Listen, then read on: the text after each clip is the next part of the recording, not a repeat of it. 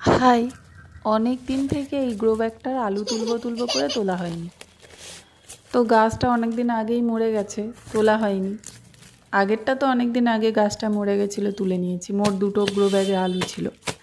দুটোতেই বিনসের দানা দিয়েছিলাম, বিনস তো বেরোয়নি, বিনস গাছ বেরোয়নি, বেরিয়েছে আলু গাছ।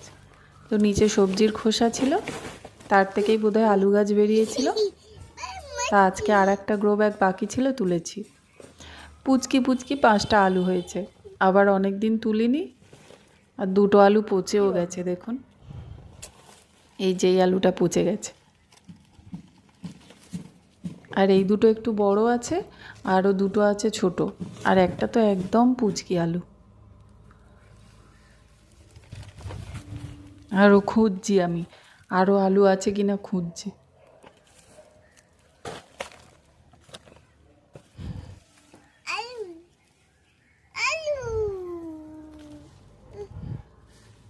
না, নেই। এই 5টা ছোট ছোট ছোট বড় মিলে এই 5টা আলু হয়েছে।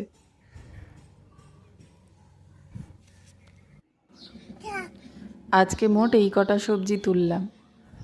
টাটা।